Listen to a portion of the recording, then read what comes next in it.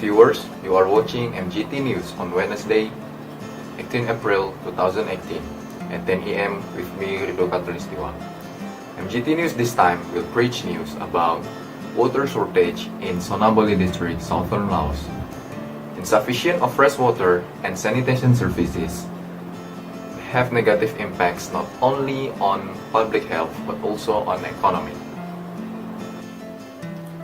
A survey shows that 90% of urban dwellers have access to improved sanitation facility.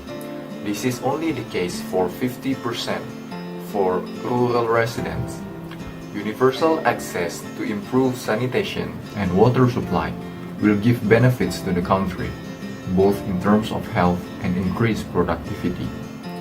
To know further about the situation, we will connect you to my colleague, Hafizah Azman, in Sonaboli District, Southern Laos. Over to you, Hafizah. Okay, thank you so much, Rida. I'm currently in Zona Bluli, Laos to give you more information about the situation here. NAMSAT is responsible for the development of the rural water services, and they have to promote the hygiene of the rural and urban area.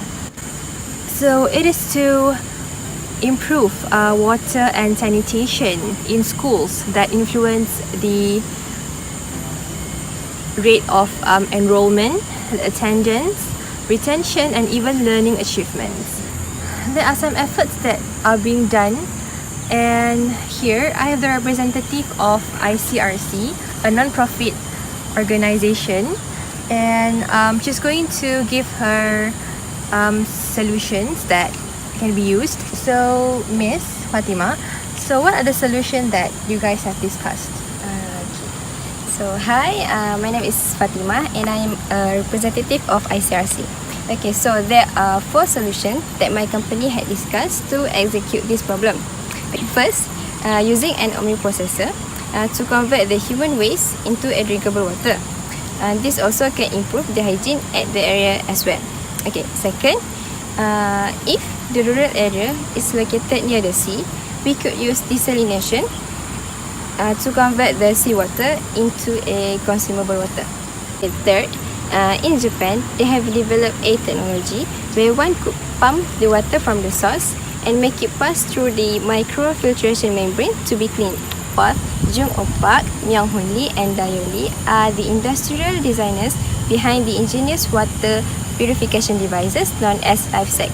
An example is rehabilitation of irrigation canal infrastructure and waterways that encourage the community in Sonaboli to grow more rice and crops in the dry season. Okay, thank you so much for your insightful comments and time. As you can see, the situation here in Zona Bluli, Laos, it is quite dire to get access to clean water, and it is severely limited.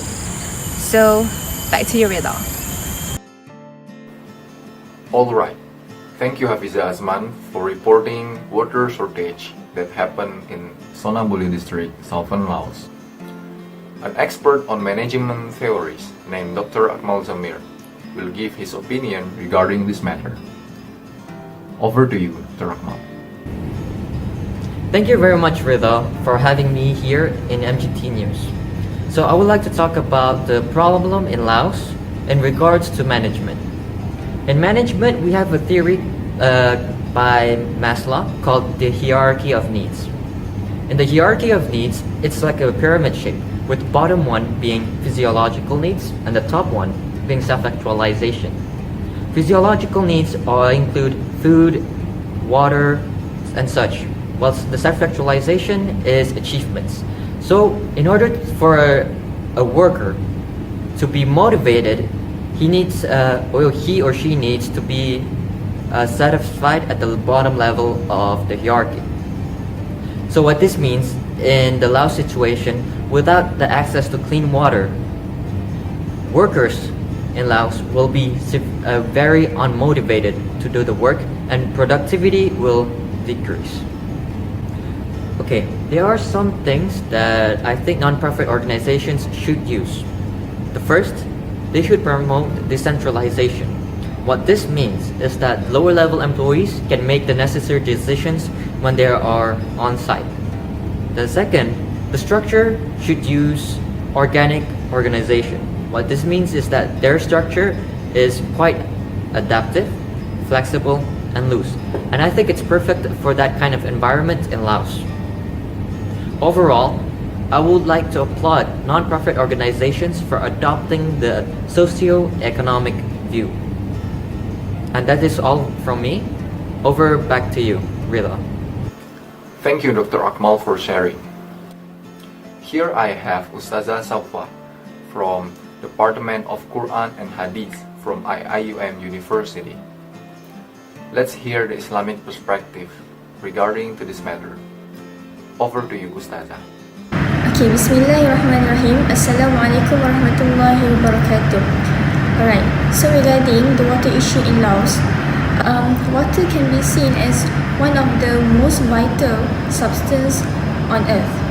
Quran refers to water as the substance that sustains life and the key agent for purification. Alright, one verse from the Holy Quran, Surah Al-Nam, verse number 60, Allah said, more precisely is He not best who created the heavens and the earth and sent down for you rain from the sky, causing to grow thereby gardens of joyful beauty which you could not otherwise have grown the trees thereof. Is there a deity for Allah? No, but there are a people who ascribe equals to Him. Water is indeed a blessing and a mercy from God, and we are obligated to use it wisely and make concerted efforts to keep it free from pollutants. Many of the traditions of Prophet Muhammad SAW made it clear that preserving the purity of water is very important. So, as for the conclusion, water is a highly valued and precious resource, and Islamic law goes into detail to ensure its fair and equitable distribution. And the traditions of Prophet Muhammad SAW implore us to be mindful of our obligations and to keep the sources of water clean and available to all of humankind. That's all from me. Thank you. Assalamualaikum warahmatullahi wabarakatuh. Thank you, Ustazah Safwa, for informing us about Quranic verse or hadith that may relate it on this problem. My name is Ridho Katmilistiwa. Thank you for watching. Assalamualaikum warahmatullahi wabarakatuh.